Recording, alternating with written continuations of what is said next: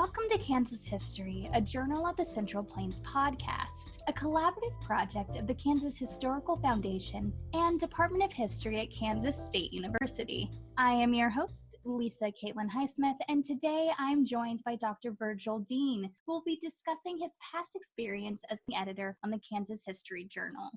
A native Kansan and Lawrence resident since 1983, Virgil Dean edited Kansas History, a Journal of the Central Plains, the quarterly publication of the Kansas State Historical Society, for more than 20 years. He subsequently served 8 years as consulting editor for the journal. He has been a lecturer and instructor in the departments of history at the University of Kansas and Kansas State University, an adjunct professor at Washburn and Emporia State Universities, and a humanities scholar for a variety of humanities Kansas projects over the years. Dr. Dean received his PhD in U.S. history from the University of Kansas, and his most significant publications include 4 books: An Opportunity Lost, The Truman Administration, and the Post-War Farm Policy Debate, John Brown to Bob Dole, Movers and Shakers in Kansas History, Territorial Kansas Reader, and Lawrence, Images of America. In 2014, he was designated a Fellow of the Agricultural History Society, conferred for high standards of scholarship and service to the Society and to the field of agricultural history. Hello, Dr. Dean, and thank you so much for joining me today. Good morning, Lisa. My pleasure. First, Dr. Dean, could you tell us how you got started as an editor for Kansas History? Yeah, Lisa, I started out as a public school teacher and decided eventually to go back to do a master's degree at Emporia State, where I finished that and then taught for a few more years, and ultimately moved to Lawrence, where I did my PhD program, kind of with the idea of just continuing teaching, getting a college or university job somewhere. But as things happened, about halfway through my degree program, I started working. I needed full-time work again, and started working for the State Historical Society in Topeka while finishing my dissertation at the university. Started as a research historian there, and when I finally finished my degree, by that time I had started working in the editorial office and went on the job market, I must admit, about half-heartedly for a while, but ended up staying and becoming more and more pleased with the position I had there as the editor of Kansas History and director of publications for so many years. So it was kind of an accident. I had no formal training in editing. I had began writing and researching, of course, extensively by that time, but not earlier in my career. So it was an interesting move for me, but I early on met some really supportive editors throughout the region who kind of started giving me some confidence that I could do this job. And so it was something that I kind of grew into and was able to pursue both the scholarship side of my interest as well as the editing as more of the profession, which occupied probably most of my time then for the next few decades. So, in your time as an editor for Kansas History, have you noticed any significant changes in state history journals in the way that they either focus their research or change the way that they do publications? I think Kansas History is the successor of the old Kansas Historical Quarterly. And in 1978, several years, of course, before I even began working for the State Historical Society, I guess about 10 years, they changed to a new format, more of a magazine format, which allowed them to include more photographs and different design and so forth elements. And at that point, I think this was a fairly common move that state journals were making to give themselves maybe more appeal to a broader audience. In some cases, I think that has moved in the direction of the journals becoming more popular publications with less emphasis perhaps on the scholarship. But we've been careful over the years to, I think, maintain both. But a lot have done the same thing. Maintain scholarship, but still provide an attractive publication that has an appeal to those people who probably aren't professional historians, but really like reading about the state's history.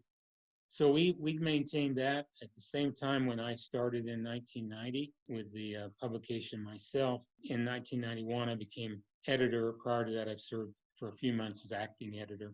We almost immediately created an editorial board, which had not been in place prior to that. So formalized a review process with an editorial board that we hoped would give us more credibility as an outlet for a good Kansas scholarship. And it's a way of promoting that end of the publication or that aspect of it, as well as continuing to work on design and layout and things of that nature that made the publication very attractive.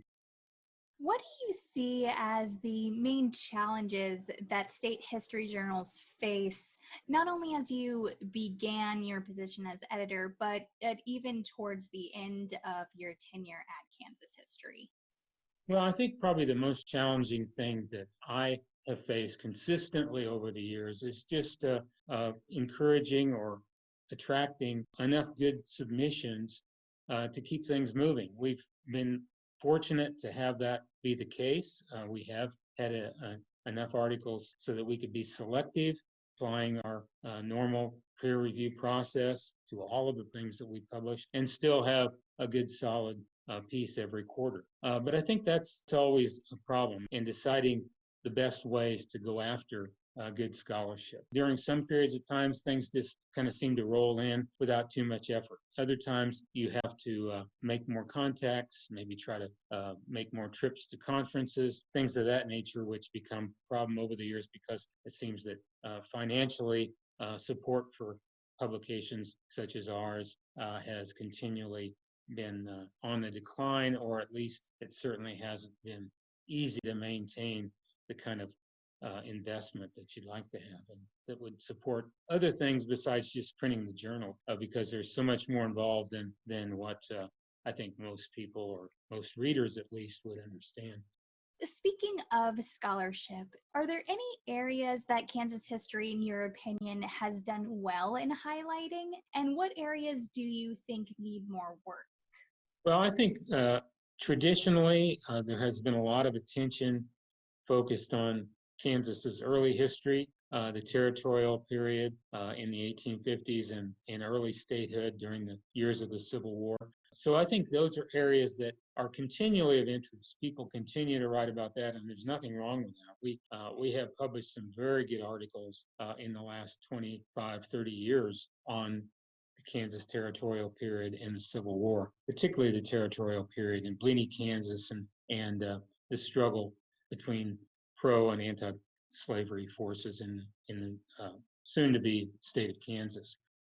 Different areas. I think that we could always use more work in is agricultural history, and you would think that, and of course that's a particular interest of mine, but you would think that that would be something that would be really thoroughly covered in a state like Kansas, but it's truly not been in terms of scholarship, although I think we've made some real progress in that area over the years, and really in a lot of the different areas. I think going beyond the Civil War period, there has been quite a little bit done in ethnic and immigration, not nearly enough yet, but we've also, I think, in recent years started to deal with race a lot more, and that, of course, it's always really a timely issue, but certainly now, as much or more than ever, we still continue to think this is something that we need to understand better, and made some real progress in some of the really fine articles we've published on race relations and racial issues in the late 19th and even into the 20th century.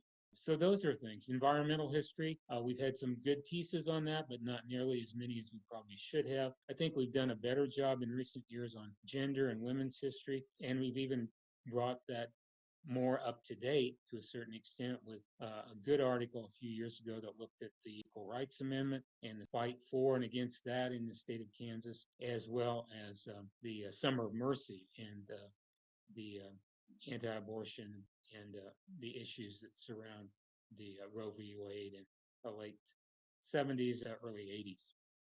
So we've made a lot of progress over the years. There are probably still many areas that take us beyond, but I think really moving more and more into the 20th century, which I think we have done. Certainly once you get in 20 years into the 21st century, you ought to be looking at the history seriously of the 20th, and I think we have started to do that in a pretty effective way. Let me ask you, are there any particular articles that stick out to you as maybe a favorite article that we've published or that you helped work on personally in the journal that has really stuck with you?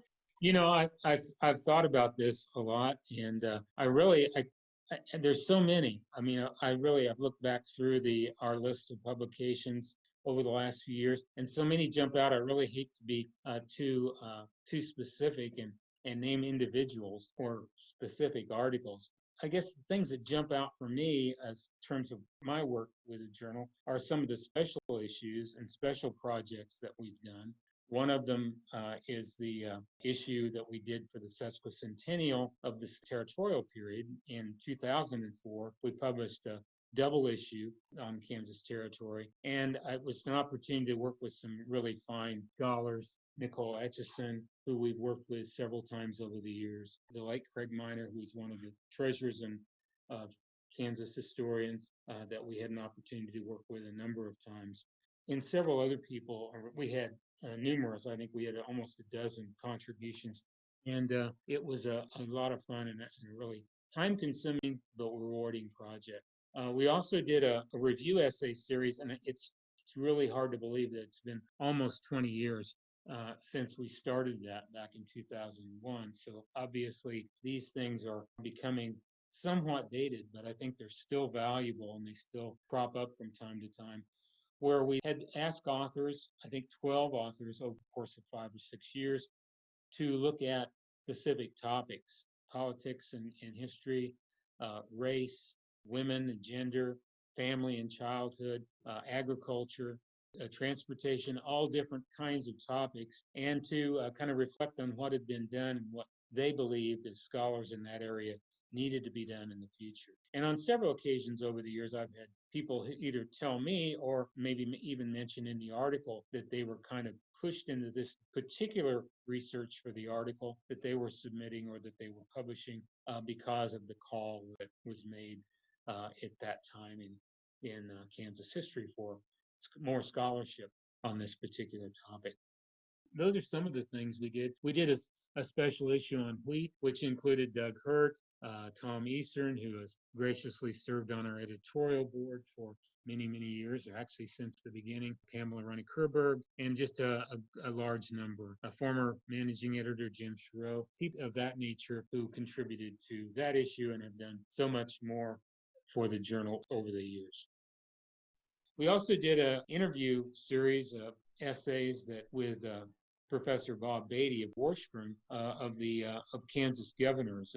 I just refer to them as interview essays because they were based on interviews that he did with governors going clear back at the time, the now late Governor John Anderson, going on up through Kathleen Sebelius most recently. So that was a real fun project to work on, and I think something that has really contributed to understanding of what needs to be looked at as we reflect on what's ahead for Kansas history and what we need to do in the more recent past.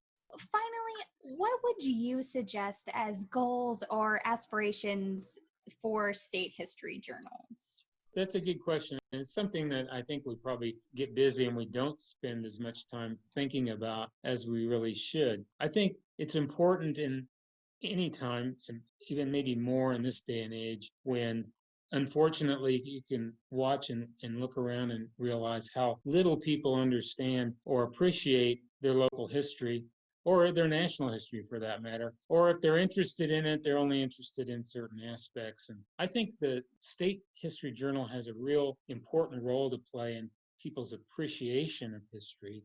And I do make a distinction between history and heritage that I won't go into, but I think it's important that we emphasize good scholarship, but we need to keep in mind that we are primarily, or at least the majority of our readers, regular readers, are probably going to be non-professionals. So you have to be constantly aware of what you're doing, not that you decide not to cover a topic but because you think it'll be too controversial, but that you present it in a way, whether it's just format or being more and more conscious of how it's presented, that people will receive it and it'll be thought-provoking. That can do so much for the national or state dialogue about issues of real significance that we seem to be having more and more trouble struggling with being well informed and at least trying to do what we can as state journal editors or authors that contribute to state journals, state and local historians, do what we can to really